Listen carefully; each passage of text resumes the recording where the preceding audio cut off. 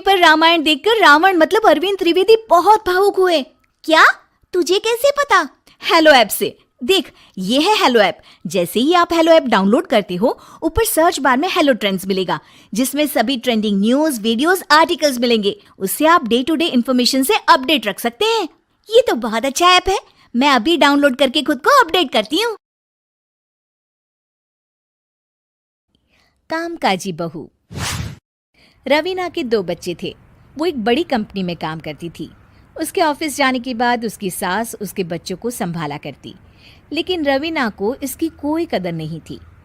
एक दिन रवीना अपनी माँ से फ़ोन पर कहती है, मम्मी क्या बताऊं, मेरी सास तो बिल्कुल अच्छी नहीं है। वो समझती नहीं है कि मुझे कितना काम करना पड़ता है। एक तो ऑफिस तक का लंबा सफ़र और फिर 9 घंटे लगातार काम। बैठे बैठे तो मेरी पीठ अकड़ जाती है। खुद तो सारा दिन घर में मजे करती है, जब मन करा सोए, जब मन किया खाए। तभी उसकी सास वहाँ आ जाती है। अच्छा माँ, मैं बाद में आपको फ़ोन करती हूँ।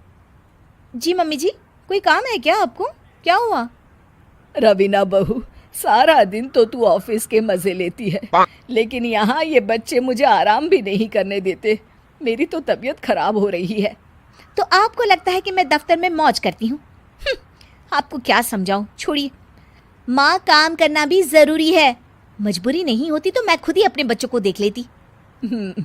अब आज तो छुट्टी है ना, आज तो कम से कम घर का काम कर ले। बहू काम शुरू करती है। बच्चे के साथ काम करना उसके लिए असंभव हो जाता है। वो जाकर बच्चा सास को देती है और कहती है, मम्मी जी ज़रा बच्चा तो पकड़ लीजिए, मैं घर का काम कैसे करूं? जैसे मैं करती हूँ रोज बच्चे के साथ। तुझे बताऊं तो तू सोचती है कि कोई बड़ा काम तो है नहीं, बच्चा तो सोता रहता है। अब देख लिया। खैर, बस मैं यही तुझे समझाना चाहती थी। ला, बच्चा मुझे दे और काम कर। बहू मुंह बनाकर वहाँ से चली जाती है। वो मन में सोचती है, बात तो सही है, बच्चे के साथ घर का काम करना असंभव है। वो किसी तरह काम करती है और अगले दिन ऑफिस के लिए निकल जाती है। ऑफिस में उसकी सहेली उससे कहती है, यार तू तो बड़ी लकी है, तुझे तेरी सास खाना बना कर देती है, बच्चे भी देखती है और तुझे किसी बात की चिंता भी नहीं होने देती। अरे क्या लकी, बदले में मैं उन्हें पूरी कमाई जो दे देती हूँ और अपने बच्चे से दूर रहती हूँ वो अलग। हर किसी को ना दूसरे की प्लेट में ज़्यादा घी दिखता है। जा अपना काम कर। अरे फिर भी ये तो है, यहाँ हमारे बच्चे को मैं क्रैश में छोड़ती हूँ, हर पल डर लगा रहता है कि क्या कर रहा होगा। खैर चल, मुझे क्या। बहू घर आती है तो देखती है कि उसकी सास उसके बच्चे को बड़े ही प्यार से खिला रही होती है। वो माँ को देखकर खुश हो जाता है।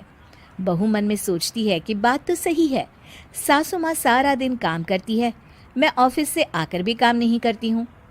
वो सास के पास जाती है और कहती है, माँ जी थक गई आप? और क्या, सारा दिन चक्कर घीनी की तरह पूरे घर में घूमती रहती हूँ और अब उम्र भी नहीं रही। लेकिन चल, तू बता क्या हुआ, कुछ काम है क्या?